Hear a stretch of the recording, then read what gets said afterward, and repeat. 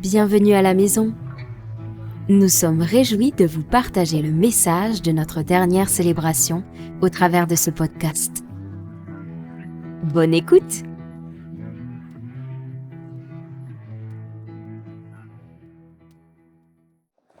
Je vais commencer par une histoire. Est-ce que vous aimez les histoires? C'est l'histoire d'un homme qui voulait beaucoup d'enfants. Il construit une immense maison. Les enfants grandissent et puis finalement ils veulent faire leur vie, ils refusent de parler à leur père. Ils veulent diriger la maison eux-mêmes. Donc ils se séparent du père et le père il part parce qu'il ne peut plus vivre avec eux et finalement la maison elle est à eux. Mais très vite les problèmes arrivent. Il y a des jalousies, des rivalités, des conflits. Ils séparent la maison pour vivre avec ceux qui leur ressemblent le plus. Certains méprisent ceux qui ne vivent pas comme eux, ceux qui ne parlent pas comme eux, ceux qui ne s'habillent pas comme eux. S'ils viennent dans l'autre partie de la maison, ils se font mépriser, ils se font cracher dessus, taper, insulter. On se moque d'eux. Et ensuite, quand ils rentrent chez eux, ceux qui ont été moqués et frappés finissent par reproduire les mêmes schémas encore et encore sur ceux qui sont les plus proches d'eux de plus en plus. Et finalement, tous les noyaux, toutes les pièces de la maison, toutes les cellules à l'intérieur de cette famille deviennent abîmées par la jalousie, les querelles, la peur, la honte. Chacun s'isole, on n'est plus en sécurité nulle part. Les relations sont de moins en moins simples et joyeuses.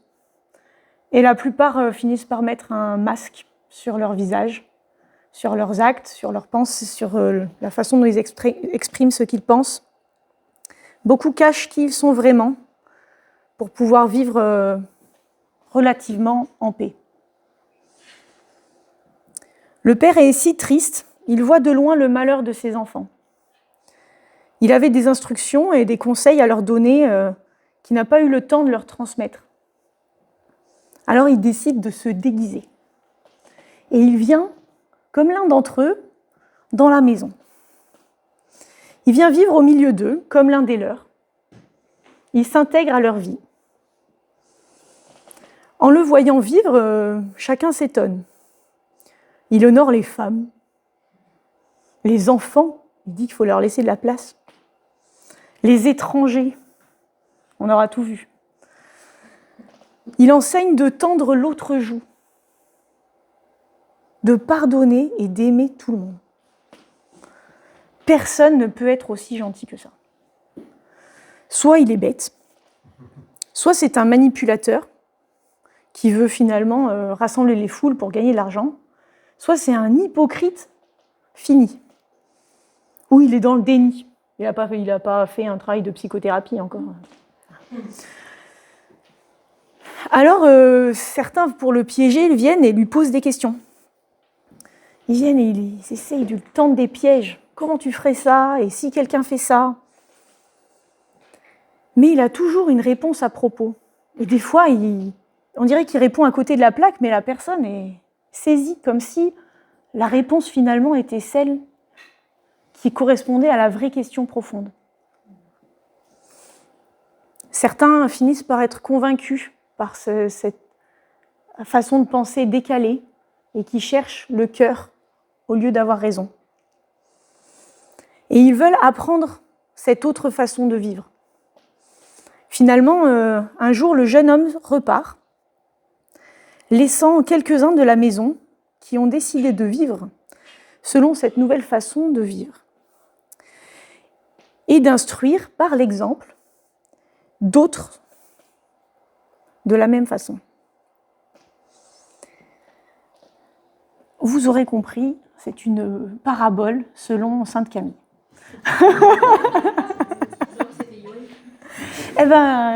D'habitude c'est Yuen qui fait les paraboles, mais cette fois-ci c'est moi. Sans les instructions de Dieu dans nos vies, nous passons notre temps à nous blesser les uns les autres. Une fois blessés, on ferme nos cœurs et on reproduit les mêmes schémas douloureux que ceux qui nous ont blessés et contre lesquels on a râlé. c'est l'humanité dans toute sa non-beauté. Depuis des millénaires, la société se bâtit de travers en cachant des choses, en isolant, en segmentant pour qu'on se fasse le moins de mal les uns les autres, en essayant de rattraper des choses qui, au fond, viennent de l'intérieur. On a beaucoup construit de murs d'isolement entre les genres, entre les peuples, entre les cultures. À l'intérieur même de la cellule familiale, qui devrait être le premier lieu de sécurité, de joie, de rencontre et de développement, c'est l'endroit où il y a le plus, parfois, de honte, de mépris. Et des fois, même cette honte et ce mépris, ainsi que les punitions, la violence deviennent la façon dont on agit pour être pédagogue. Donc là, on se dit que vraiment, on a atteint le sommet quand la honte devient la façon d'éduquer. Et la violence, la façon de structurer. Et c'est là qu'on voit qu'on a commencé à rater quelque chose quand même. Mais on sait difficilement faire autrement. Quand on essaye de faire autrement, on est très vite rattrapé.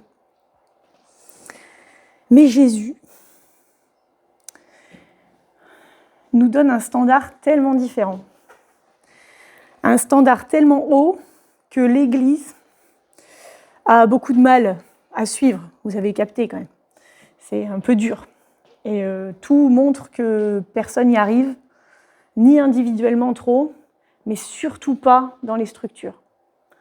Ceux qui sont dans les églises depuis des années, ou des dizaines d'années, ou des générations, ont des histoires à raconter. Des abus spirituels, des violences, des trahisons, des relations hypocrites ou biaisées, des commérages, des critiques, des trahisons. C'est un festival. Qu'est-ce qui se passe ? Pourquoi on en arrive là avec des structures qui seraient censées représenter ce modèle de Jésus ?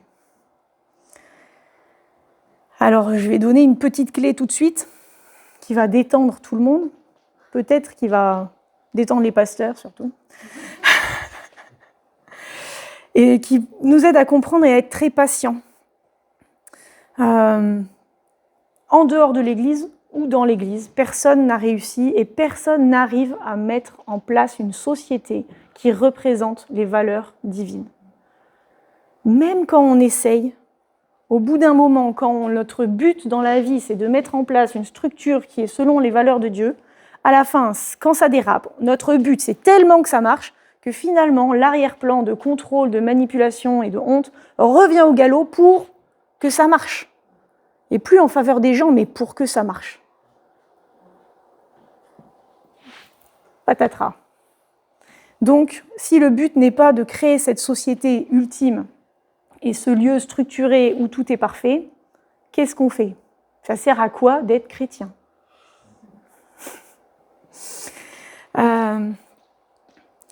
Du coup, d'être chrétien, c'est de prendre cette parabole que j'ai donnée et de se l'appliquer à soi. Je suis la maison dans laquelle il y a des querelles. Je suis la maison dans laquelle celui qui crie le plus fort a raison et écrase celui qui voudrait vivre en paix, en fait. Je suis cette maison-là. Cette parabole, elle est pour chacun d'entre nous, en premier. Et c'est ce que Jésus fait quand il vient pas pour, premièrement, révolutionner une société, mais pour révolutionner nos façons de vivre à l'intérieur, nos façons de relationner avec nous et avec nos premiers proches, et après, que ça grandisse et que ça montre quelque chose de différent. Et cette structure idéale, cette société qui est utopique humainement, viendra. Elle viendra quand Jésus va revenir. Elle va descendre avec lui, elle va être établie en même temps que lui sur la terre. Mais s'il n'est pas là au milieu de nous, dans une forme de plénitude, en fait, ce n'est pas humain. Et du coup, on doit vraiment marcher avec la grâce et se souvenir que toute structure a des failles et toute société et toute famille va reproduire des choses nulles, même si on peut essayer de faire de mieux en mieux quand même. Je vous le conseille. Donc le but, c'est nos cœurs, chacun. Dis-toi à toi-même, mon but, c'est d'être moi-même, d'être changé, pas de changer l'autre. Mon but, c'est de me changer moi, avec l'aide de Jésus. Donc, le développement personnel, c'est très bien. Les psys, c'est très bien. Les thérapies, c'est très bien. Avec Jésus, c'est encore mieux. Le Saint-Esprit, c'est le meilleur coach et psy du monde. C'est lui qui vient, qui sonde nos cœurs et qui vient révéler nos pensées profondes. Je vous assure que discuter avec Jésus, c'est vraiment la chose qui m'aide comme ça, où la thérapie, elle augmente, elle va de plus en plus vite. Et quand il y a de l'aide autour, et du pastorat et les psys et tout ça, ça c'est encore mieux. Quand il y a une collaboration, c'est parfait. Et le but aussi de Dieu, c'est que du coup, on apprenne à aimer. Parce que si on change nos cœurs, c'est pour témoigner de l'amour de Dieu. Et on va pouvoir devenir capable de le faire, en fait. Parce que est-ce que ça vous est déjà arrivé de réaliser comment on aime mal? On essaye d'aimer les gens. Mais des fois, plus on essaye, moins bien ça marche. Keren, elle a des idées. Elle a des témoignages. Mais je suis sûre qu'au fond, chacun d'entre nous, on peut se dire, là, j'ai essayé, j'ai fait tout ce que j'ai pu. Finalement, ça a mis que de l'huile sur le feu. J'ai essayé de rattraper le truc. Et finalement, j'ai été encore moins bien compris qu'avant. J'ai essayé d'aller dire à la personne que je l'aimais fort et elle a mal pris parce que je sais pas quoi et tout ça. On essaye d'aimer les gens. Des fois, on essaye d'aider les gens qui n'aiment pas être aidés. Ça, c'est ma vie, parce que Yoel n'aime pas être spécialement aidé, ça ne fait pas partie de ses langages d'affection. Mais c'est pas grave, hein, j'ai trouvé d'autres choses. Mais le plus important, c'est d'apprendre à aimer. Donc c'est nos cœurs le but, et d'apprendre à aimer. Jésus est venu nous montrer un modèle d'apprendre à aimer les autres, de vivre dans une société où il n'y a rien qui va. Jésus, il marchait, les gens voulaient le lapider. Bon, des fois, ils voulaient l'encenser, c'est pas mieux en fait. Soit ils voulaient le faire roi, soit ils voulaient le lapider. Émotionnellement, c'est parfait. Les gens ont essayé de le piéger, des fois, ils savaient que c'était la volonté de Dieu un truc, les gens disaient « Mais non, c'est pas la volonté de Dieu, c'est pas possible, donc on t'aime tellement que tu vas pas faire la volonté de Dieu. » Voilà. Jésus est venu marcher sur la terre, nous montrer le modèle du ciel pour l'amour. Il est venu nous sauver aussi de nos péchés. Nico l'a dit tout à l'heure. Mais moi, mon point aujourd'hui, c'est vraiment les relations, l'amour. Aimez-vous les uns les autres. Alors, Jésus, il donne des standards. Il faut être désolé tout de suite, parce qu'on n'y arrive jamais. Il faut être plein de grâce, parce que les autres n'y arrivent jamais non plus. Voilà. Mais il donne 3 niveaux de radicalité extrême, sur des choses un peu différentes. Premier niveau de radicalité.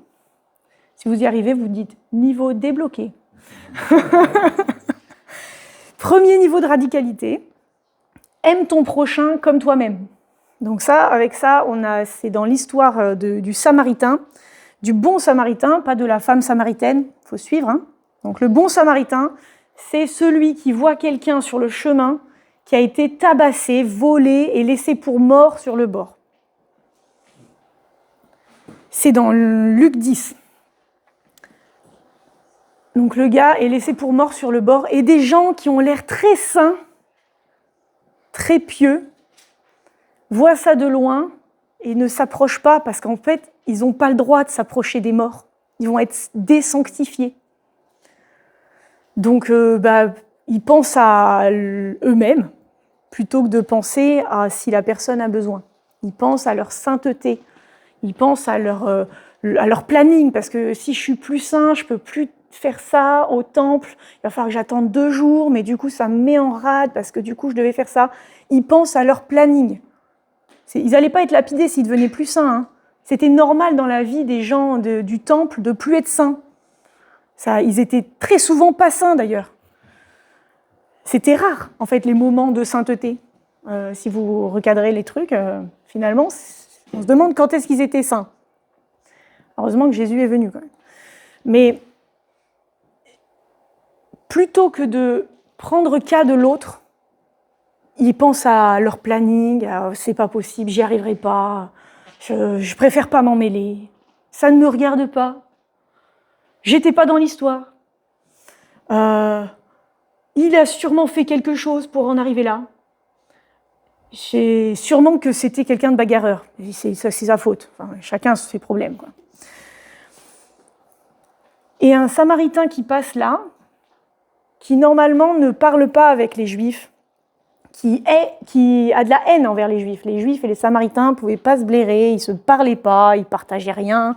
C'était vraiment deux peuples qui vivaient dans 2 endroits différents, de la même patrie, hein, mais je veux dire, ils avaient chacun leur village, quoi. Hein, et les pas cochons seront bien gardés, parce qu'il n'y avait pas de cochons chez les Juifs. Et donc, le Samaritain, il passe, et lui, il est ému de compassion.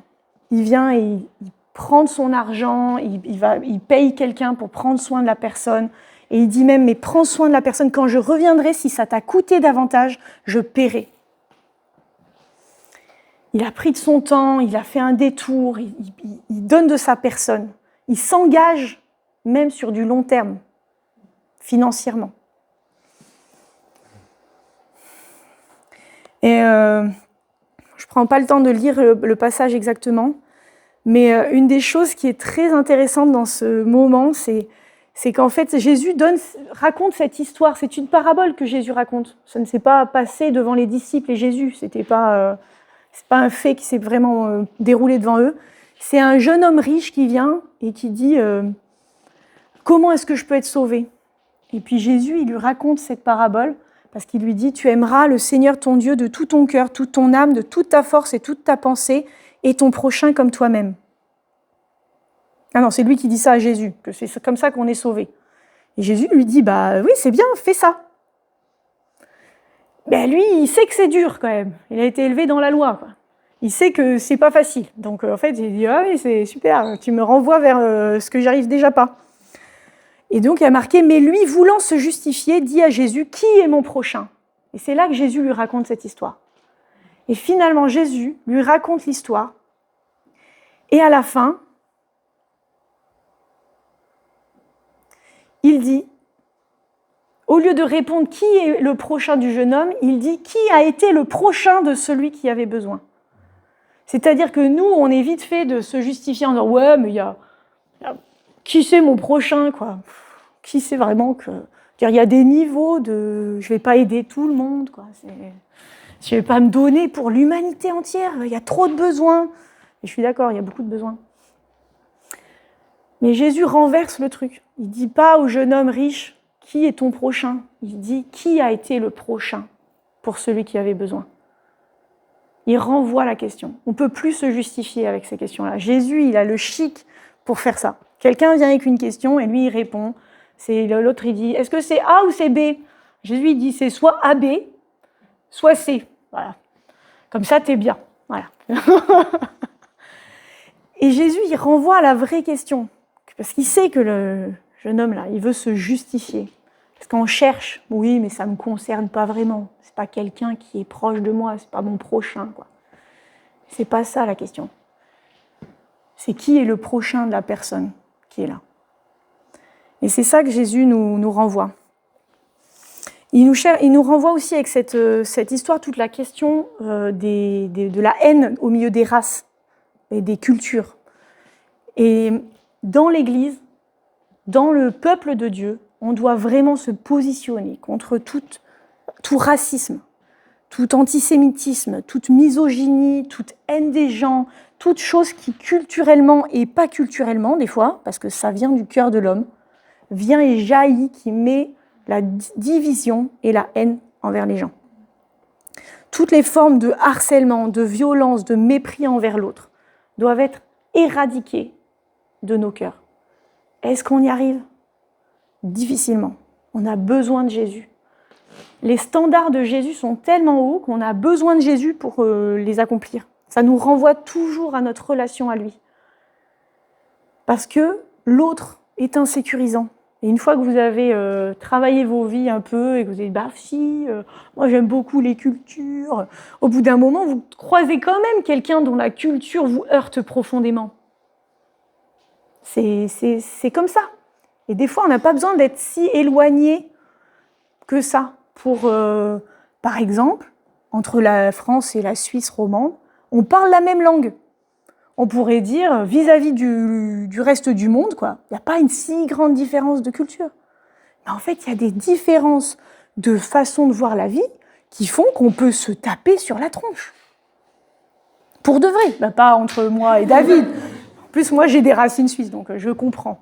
Et j'honore la Suisse.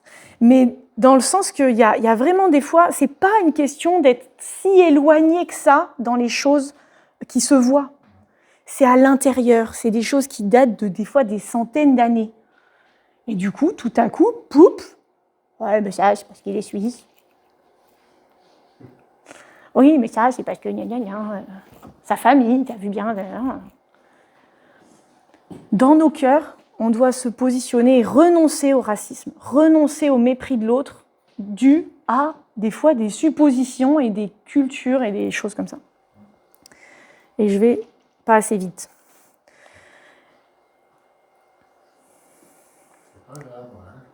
Voilà.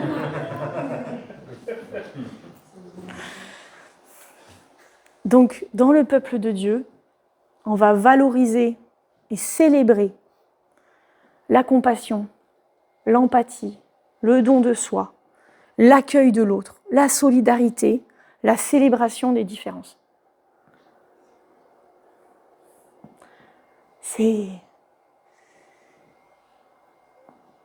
C'est quelque chose qui est un ordre de mission. Si on y arrive, on a débloqué un niveau de quelque chose que Jésus veut apprendre à l'humanité. Donc c'est quelque chose où vous pouvez vous dire, ça, dans l'année, j'aimerais faire ça. J'aimerais éradiquer de ma vie toutes les pensées qui sont du mépris de l'autre, où à chaque fois que je me rends compte, que je dis, ouais, en fait, oui, mais parce qu'il fait comme ça, c'est toujours comme ça, ils sont comme si. Et d'éradiquer ça, et de demander au Saint-Esprit, mets la lumière sur moi quand je fais ça. Que je puisse dire, je refuse de vivre comme ça. C'est quelque chose qui amène à la haine et qui détruit les relations.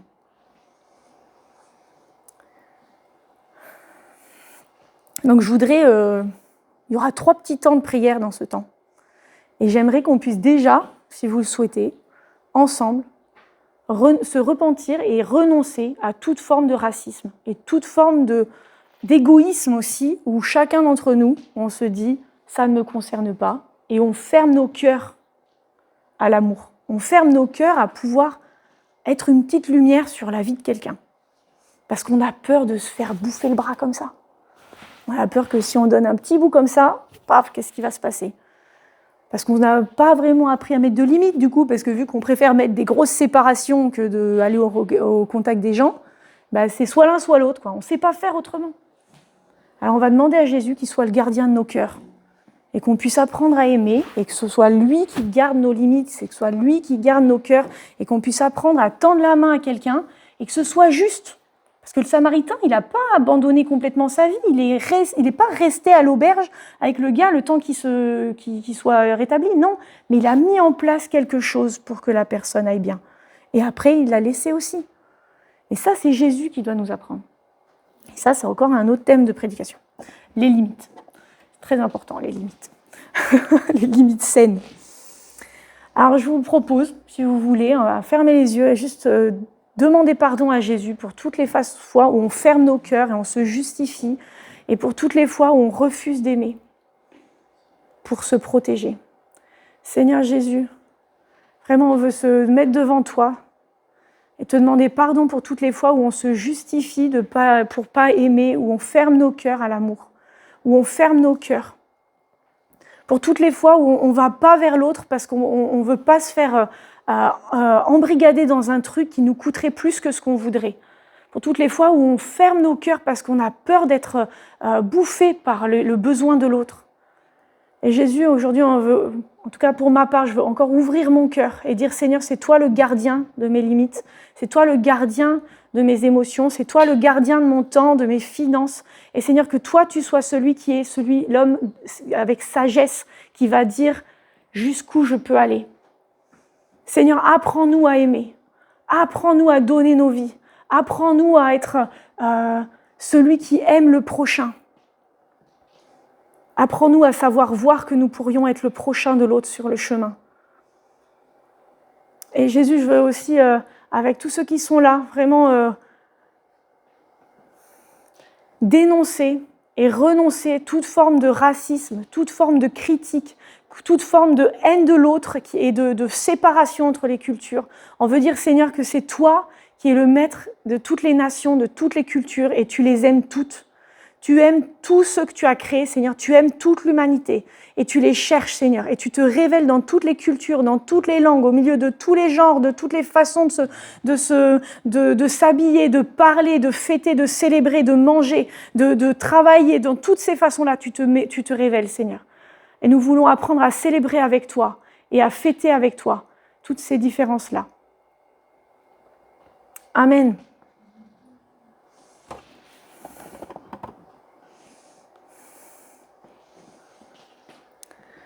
Deuxième niveau de radicalité à débloquer.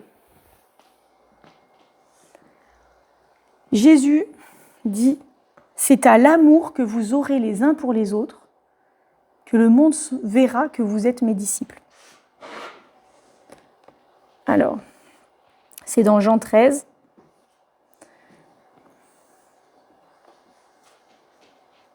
C'est le moment où Jésus lave les pieds de ses disciples.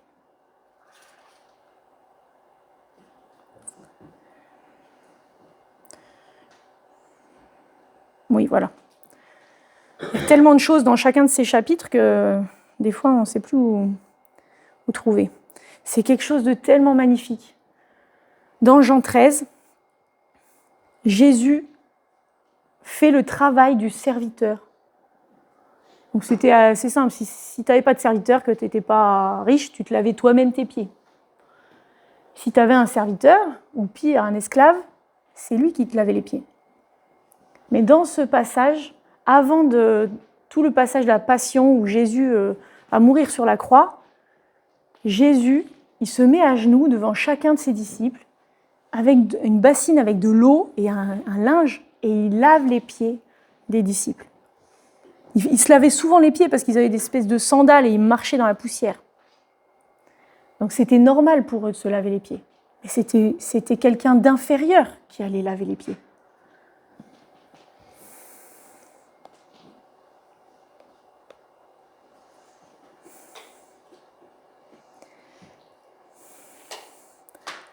Et Jésus, à un moment donné, dit « Comprenez-vous ce que je vous ai fait ? Vous m'appelez Seigneur et Maître, et vous vous dites bien, car je le suis. Si donc je vous ai lavé les pieds, moi, le Seigneur et Maître, vous aussi devez vous laver les pieds les uns les autres, car je vous ai donné un exemple afin que vous fassiez comme je vous ai fait. » Etc. Et il me dit même « Vous êtes heureux si vous pratiquez ces choses-là. » Quand Jésus dit c'est à l'amour que vous aurez les uns pour les autres, il parle là vraiment il parle aux disciples, il parle à l'Église quelque part.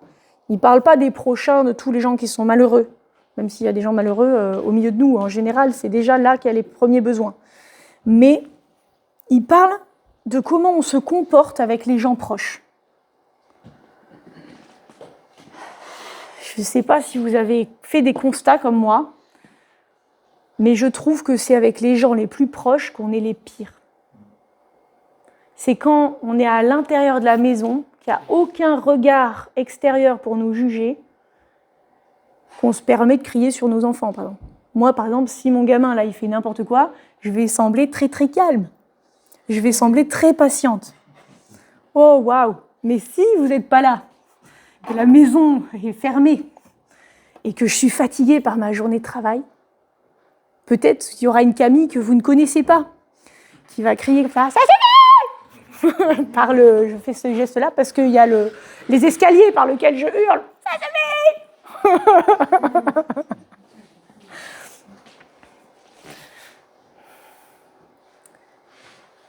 C'est avec les gens où on est le plus proche, là où il y a beaucoup moins de barrières, qu'on est les pires.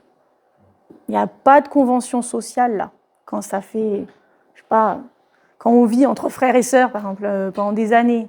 À 15 ans, on n'a pas de convention sociale, quoi.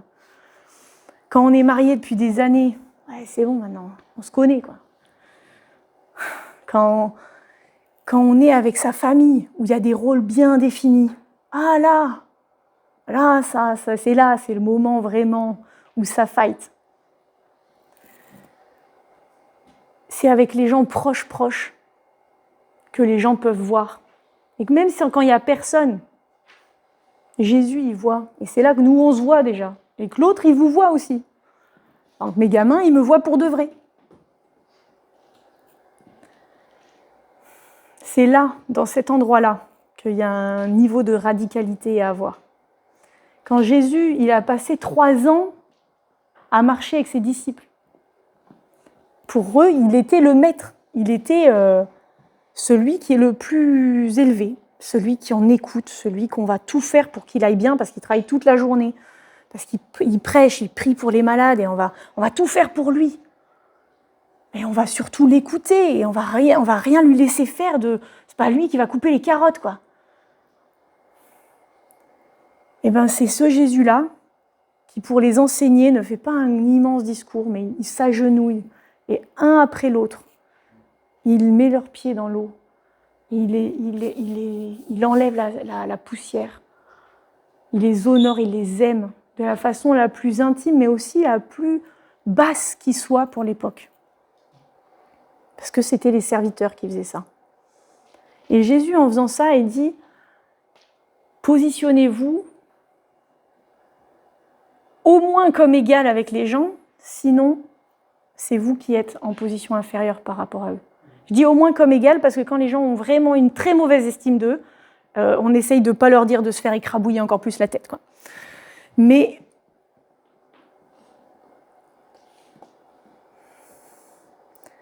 il y a tellement de fois où on se sent supérieur un peu quand même aux gens. Enfin, moi, je ne veux pas projeter sur vous mes trucs, mais de temps en temps, il n'y a pas très longtemps, je me suis surprise et quelque chose où le Seigneur est venu me dire « Camille, dans telle relation, comment t'es positionnée, quoi ?» Je dis « Ah oui, c'est très juste, c'est très très juste, oui, j'avais pas vu du tout, Eh bien, merci Seigneur, parce que si je continue comme ça pendant 10 ans, quelque chose qui est un peu léger au début, mais je peux devenir insupportable à la fin. Et il y a besoin qu'on soit éclairé sur la façon dont on se positionne face aux gens. Considérez les autres comme supérieurs à vous-même. Ça, c'est aimer en questionnant et en remettant en question les cases aussi, les places, dans les familles par exemple. C'est toujours un tel qui fait ça, et l'autre il est toujours celui qui est turbulent, mais moi je suis la personne sage, ou plutôt je suis celle qui fait la mascotte, qui est en train de rigoler tout le temps. Ouais, mais lui il est toujours relou, il passe sa vie à raconter ça, franchement il y en a marre. Et on case les gens dans des boîtes. Mais Jésus, en faisant ça, il casse la boîte. Il était le rabbi, vous vous dites, vous m'appelez Seigneur et Maître, bah vous faites bien, mais je vais quand même vous laver les pieds. Et ça, on a besoin d'apprendre à ne plus ni mettre les gens dans des boîtes, ni nous-mêmes nous laisser dans les boîtes. Je ne sais pas si ça vous est arrivé, mais moi, quand j'ai vécu des moments forts en dehors de ma famille, je suis revenue après dans ma famille, j'étais « Ah non, mais sérieux, vous me voyez toujours comme ça ? Je suis toujours la personne qui est comme ça pour vous, mais j'ai changé en fait. » Parce que dans les familles, on ne se voit pas changer. Mais si on veut qu'on nous voit changer, il faut aussi autoriser les autres à changer. Et Jésus, il vient nous apprendre ça. Il vient nous dire, mais mets-toi dans la position humble. Refuse tout orgueil. Lave les pieds de l'autre. Laver les pieds de l'autre, ça peut vouloir dire aujourd'hui, bah, va t'excuser en fait. S'excuser, c'est dur des fois. Presque c'est plus facile pour des grosses choses que pour des trucs minimes. Ah, je ne vais pas quand même en faire une histoire. Si, va t'excuser en fait. Plus mieux c'est, plus tu le fais, mieux c'est. Laver les pieds, c'est peut-être demander pardon. Laver les pieds, c'est dire « t'avais raison ». Laver les pieds, c'est peut-être ne plus vouloir avoir raison absolument et continuer la dispute. Laver les pieds, c'est pas forcément vouloir être reconnu à chaque fois qu'on a mis la table, quoi. Laver les pieds, c'est considérer que l'autre a le droit aussi à être écouté longtemps, même s'il est relou, et que je sais pas forcément à moi de toujours la ramener parce que j'ai raison. Laver les pieds, c'est se considérer légèrement inférieur à l'autre et lui donner de la place parce qu'il il est digne, il est magnifique, il est extraordinaire. Dieu l'a créé, Dieu veut habiter en lui ou habite en lui. Dieu célèbre cette personne. Tout ce qu'elle dit est important, tout ce qu'elle veut, avec toute sa volonté, a du prix. Et c'est donner cette valeur-là à l'autre. Et soi-même se positionner comme celui qui est rempli en Jésus, en fait. Parce que souvent, on veut avoir raison parce qu'en fait, on ne sait pas où est notre valeur. Parce qu'on a besoin d'avoir raison pour être sûr d'exister. Et ça, Jésus dit, mais en fait, ça ne sert à rien, ça. C'est du vide. C'est vide.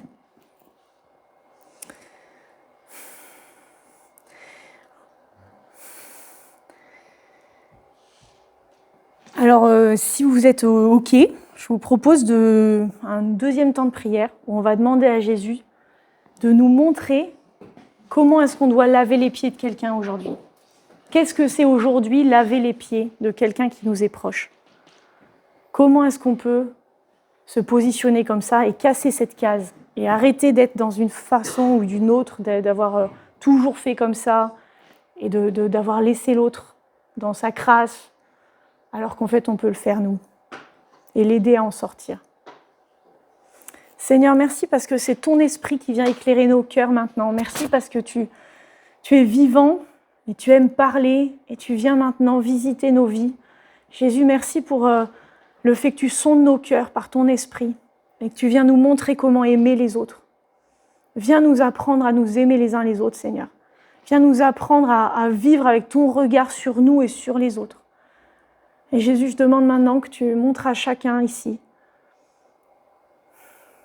de qui est-ce qu'on peut laver les pieds et comment est-ce que dans nos cœurs, des fois, on s'est mal positionné et on ne le fait pas assez. Donne-nous de suivre ton exemple, Seigneur, et d'être celui qui lave les pieds, d'être celui qui veut pas être toujours celui qui a la première place, mais qui justement va s'abaisser et se mettre au service de l'autre. Merci Jésus pour ta vie qui revient dans les relations, parce que ce que tu vas donner comme idée de personnes, de relations sur lesquelles il faut venir échanger les choses, c'est pour qu'il y ait de la vie qui revienne, c'est pour qu'il y ait une espérance qui revienne, c'est pour qu'il y ait des relations plus belles qui se construisent. Alors merci Seigneur, parce que c'est ce que tu fais dans nos vies aujourd'hui. On veut renoncer, et moi pour ma part, je renonce à tout orgueil, toute volonté d'être supérieure, de vouloir briller, de vouloir être celle qui est élevée et de ne pas s'abaisser. Je demande pardon, Seigneur, pour à chaque fois que tu trouves ça dans mon cœur, dans nos cœurs, dans l'Église. Je te demande, Seigneur, que tu nous apprennes à nous aimer les uns les autres et que ce soit cet amour qu'on a les uns pour les autres, que les autres puissent voir. Ah, mais vous vous aimez vraiment et vous êtes humble et vous avez cette valorisation les uns des autres. Merci Jésus parce que tu nous mènes sur ce chemin. Amen.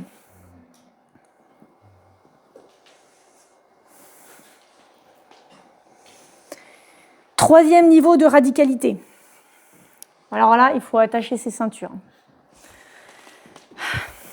Jésus dit dans Matthieu 5, « Vous avez appris qu'il a été dit, tu aimeras ton prochain et tu haïras ton ennemi. » Jusque-là, tout à fait naturel et normal. « Mais moi, je vous dis, aimez vos ennemis. Bénissez ceux qui vous maudissent, faites du bien à ceux qui vous haïssent et priez pour ceux qui vous maltraitent et qui vous persécutent, afin que vous soyez fils de votre Père qui est dans les cieux, car il a fait lever son soleil sur les méchants et sur les bons, et il a fait pleuvoir sur les justes et sur les injustes. Si vous aimez ceux qui vous aiment, quelle récompense méritez-vous ? » Les publicains, donc les pécheurs à l'extérieur, aussi n'agissent-ils pas de même ?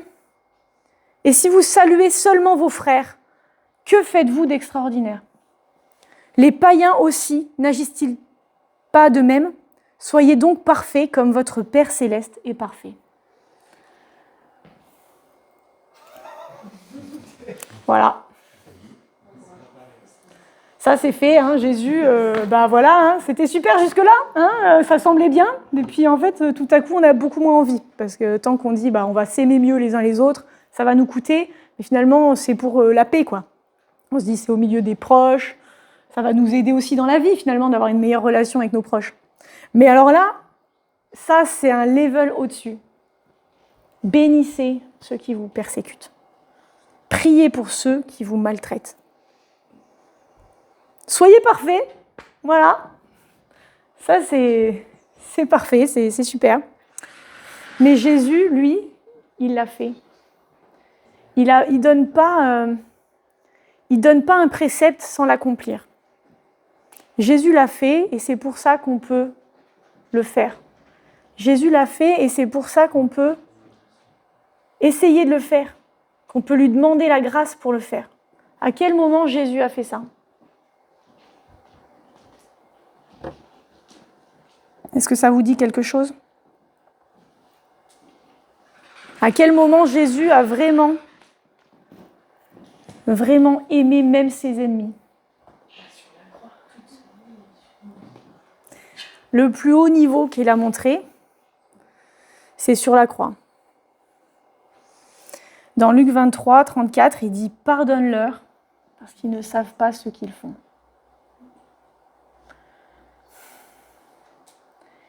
Jésus, dans l'injustice la plus complète,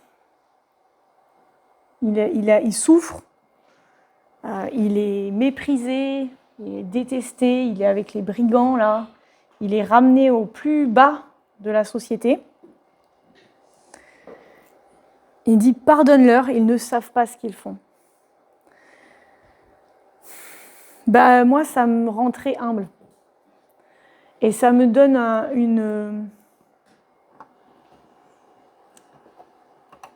une perspective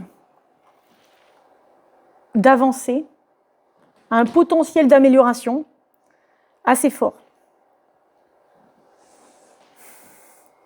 Si vous aimez ceux qui vous aiment, c'est super. Mais si vous voulez être parfait comme le Père est parfait, aimez ceux qui ne vous aiment pas. Donc merci Seigneur, on n'est pas persécutés en France. On ne risque pas que quelqu'un vienne dans notre maison pour nous tuer tous. Ça se passe. Ça se passe au Nigeria, ça se passe dans d'autres endroits du monde. Il y a des choses terribles qui se passent. Peut-être parfois, ces gens-là savent mieux pardonner ceux qui les haïssent que nous.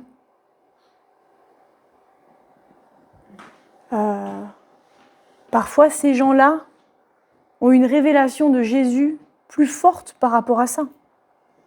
J'ai lu un truc dans Portes ouvertes par rapport à un pasteur en Iran qui était en prison et qui disait « Bénissez le Seigneur si vous êtes en prison ». Parce que ça, c'est vraiment super. Vous allez ressentir la présence de Dieu d'une façon incroyable, comme vous ne l'aurez pas ailleurs. Je dis, alors là, oui, on est sur deux niveaux complètement différents de la vie, quoi. Nous, si quelqu'un nous regarde mal, on va mal le regarder aussi, quoi. Et puis, on va râler, et puis on va commencer à penser, mais pourquoi il a fait ça? Peut-être qu'il m'en veut, parce qu'en fait, la dernière fois, j'ai dit un truc pas cool sur lui, peut-être il l'a su. Et on est dans ce genre de niveau, nous. Et puis, il y a aussi des choses graves qui se passent au milieu de la société qu'on est, mais on n'est pas persécuté de la même façon. Mais peut-être vous avez vécu des formes de maltraitance et de persécution qui font que vous avez une idée de ce que c'est que de devoir pardonner à quelqu'un qui vous veut vraiment du mal.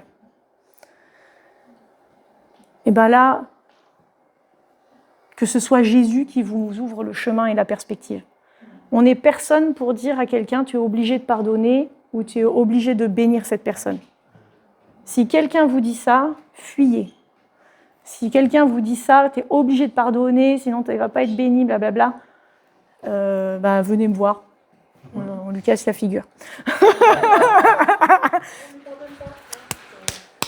voyez?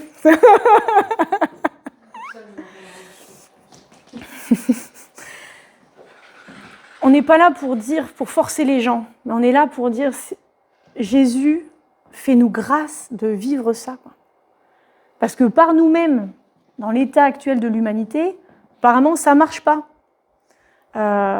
Et même si on essaye, on a beaucoup de mal. Et on a besoin de sa grâce, même des fois pour des choses minimes, qui appuient sur d'autres choses qui étaient peut-être plus importantes dans nos vies, mais que cette fois-ci, ça ne passe plus. On en a marre. Et cette personne-là, ok, elle m'a juste mal regardé, mais tu ne sais pas le nombre de gens qui m'ont mal regardé dans ma vie, du coup, cette personne-là, elle s'en prend plein la figure. On a besoin de trouver la grâce, d'avancer là-dedans, et de vivre comme Jésus nous dit, soyez donc parfaits comme le Père est parfait. Il le dit, il le fait. Il dit lui-même, pardonne-leur, ils ne savent pas ce qu'ils font. Ils n'ont pas conscience du tout de qui est-ce qu'ils sont en train de crucifier. Et quand quelqu'un te parle mal, quand quelqu'un te méconnaît et te juge, te critique et dit « Ouais, mais c'est sûrement parce que tu fais ça et toi, tu t'es toujours comme ça et de toute façon, tu es toujours bon qu'à ça, tout ça. » Mais la personne ne vous connaît pas comme Dieu vous connaît. Personne, à part Jean et Marie en bas de la croix, n'était là pour dire qui est Jésus sur cette croix.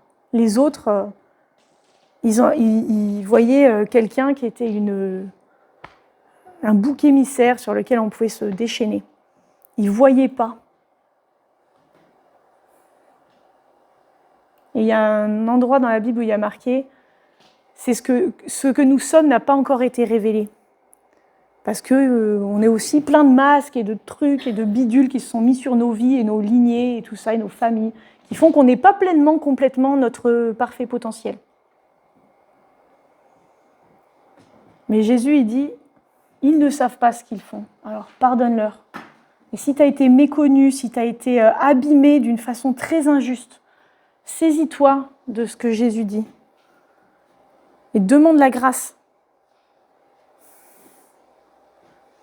S'ils ne comprennent pas qui tu es, dis-toi qu'ils ne peuvent pas. Ils sont coincés eux-mêmes dans leur propre schéma. Ils n'ont même pas vu Jésus.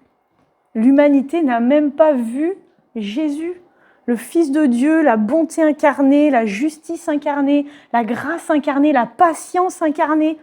Ils l'ont crucifié, on l'a crucifié, on aurait fait la même chose. Alors toi, avec tes défauts, le fait que des fois, toi aussi, tu critiques, tu t'emportes, eh bien oui, il y a bien sûr que les gens ne voient pas qui tu es profondément. Alors, si vous êtes comme moi et que ça vous rend très humble, cette phrase de Jésus, ben, je vous propose de demander la grâce au Seigneur, de traverser ça et d'avoir une conviction et une grâce qui vient, qui fait qu'on peut dire ça, qui fait qu'on peut dire « Je te pardonne, tu ne sais pas ce que tu fais. Je te pardonne, tu n'as aucune idée de ce que tu es en train d'abîmer.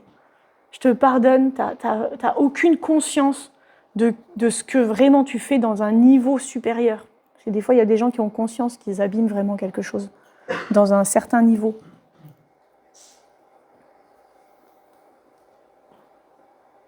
Il y a même un Romain qui a dit, certainement celui-là, c'était le Fils de Dieu. Pourtant, il était sur la croix, il ne l'a pas détaché. Hein. Des fois, il y a des gens qui ont conscience, mais ils n'ont pas la grande image. Et Jésus, il a donné la force dans le long des années. Hein. Juste après, il y a Étienne qui dit pareil, ne leur impute pas ce péché avant de mourir, de se faire lapider, parce qu'il était chrétien, dans les Actes. Il y a Paul qui reste en prison, alors que la prison, les portes s'ouvrent surnaturellement, mais Paul, il reste là parce que sinon, le garde, il va se faire punir. Donc ça, c'est aimer ses ennemis, vous voyez ? Et la grâce vient au travers de ça. Il y a quelque chose de surnaturel là, qui est vraiment pas humain, qu'on peut imposer à personne, mais sur lequel simplement on peut dire « Jésus, fais-nous grâce » et on veut marcher dans tes pas. Est-ce qu'on peut peut-être se lever ensemble et prier ? Je vais prier, mais priez aussi pour vous, à mi-voix, à voix haute, comme vous voulez, que vraiment chacun d'entre nous, on puisse se positionner à l'intérieur de ces niveaux de radicalité, de ces standards tellement hauts que Jésus a, qu'il donne mais pour lequel il a pourvu avec le Saint-Esprit. Il a pourvu pour éclairer nos vies, il a pourvu en consolation. Il est toujours là pour nous. Mais c'est ce que David aussi disait tout à l'heure, il y a peut-être des choses devant toi, mais Seigneur est là avec toi dans ce chemin. Alors Seigneur, on veut vraiment s'humilier devant toi et dire qu'on ne sait pas aimer comme tu aimes, Seigneur. Te demander pardon pour toutes les fois où on abîme les gens que tu aimes, on n'a pas valorisé des gens, on a fait du mal aussi aux gens qui étaient pourtant porteurs de ta présence, porteurs de l'image de qui tu es. Toutes les fois où on a fait du mal par nos critiques, par nos bouches, pour les fois où on s'est emporté, pour les fois où on méprise, on critique devant ou derrière. Pardon Seigneur, pour toutes les fois où nous-mêmes, on est à l'intérieur de ces dynamiques de péché, de mauvaises relations, où on se cache, on se fait du mal. Pardonne-nous Seigneur pour les trahisons, pour tout ce qui a été mal vécu ensemble de l'autre côté.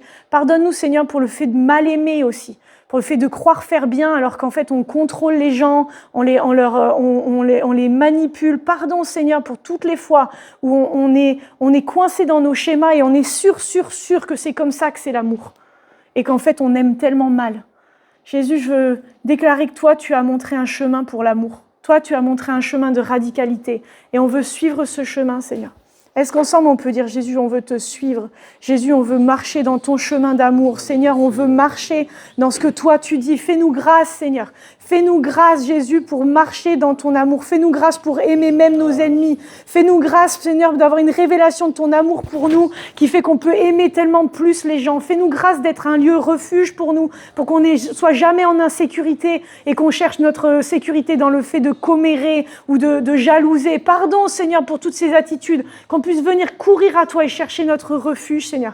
Apprends-nous à aimer, que nous soyons une église qui sait aimer, qui apprend à aimer, que nous soyons dans la maison, vraiment une église où les gens se sentent aimés, acceptés, où aussi on peut vivre la réconciliation, où on peut vivre le fait de réconcilier les cultures, réconcilier les gens, réconcilier les générations. Seigneur, fais-nous vivre ça, Seigneur. Fais-nous monter dans un nouveau niveau, dans un nouveau standard. Fais-nous aller dans des nouveaux niveaux de radicalité dans les relations, dans l'amour, Seigneur. Fais-nous grandir dans la lumière, fais-nous grandir dans le pardon, fais-nous grandir dans la réconciliation. Fais-nous grandir en toi, Seigneur, que la puissance de ton esprit vienne nous montrer, Seigneur, toutes les zones de flou, toutes les zones où on a été dans le gris, toutes les zones où on a voulu contrôler, on a jalousé, toutes les zones où on n'était pas bien positionné dans notre position, on s'est cru supérieur. Apprends-nous à nous aimer, Seigneur. Apprends-nous à nous aimer les uns les autres et à plier le genou. Apprends-nous à laver les pieds les uns des autres. Que nous soyons vraiment une assemblée où on t'aime et où on s'aime. Où on s'aime dans l'amour, on s'aime dans la vérité, on s'aime dans la lumière, on s'aime dans les demandes de pardon, on s'aime où on peut être vrai et dire oui, c'est vrai que j'ai souvent cette attitude-là, mais je ne sais pas comment m'en sortir et je te demande pardon si tu te sens comme ça. Que ce soit vraiment une assemblée dans laquelle on grandit et on vit le plus possible, Seigneur. Même si j'ai dit que c'était pas possible, on veut vivre le plus possible une société qui te ressemble, qui ressemble à tes lois, qui ressemble à cette nouvelle Jérusalem qui va descendre, qui ressemble à cette société parfaite dans laquelle tu vas nous emmener. Qu'on puisse vivre un bout de ça ici, Seigneur. Fais-nous vivre un bout du ciel dans les relations ici. Fais-nous vivre qu'il n'y ait pas de jalousie, de méchanceté, d'insécurité les uns avec les autres. Qu'on puisse se parler pour de vrai, Seigneur. Fais-nous vivre, Seigneur, d'être en sécurité tellement en toi, qu'on puisse s'aimer les uns les autres et aimer les prochains qui sont à l'extérieur de l'Église et aussi aimer ceux qui sont contre nous, qui nous veulent pas du bien, qu'on puisse être un lieu refuge ici aussi pour tous ceux qui en ont besoin. Apprends-nous à aimer, Jésus. Apprends-nous à aimer, Seigneur. Yes. Amen. Merci de nous avoir écoutés. Nous prions que ce message porte du fruit pour vos vies et que l'Esprit de Dieu vous remplisse. Si vous souhaitez participer à l'une de nos activités au Lexington Café, dans les maisons ou à nos célébrations du dimanche soir, n'hésitez pas à nous contacter sur égliselamaison.fr ou via les réseaux sociaux. À bientôt, à la maison.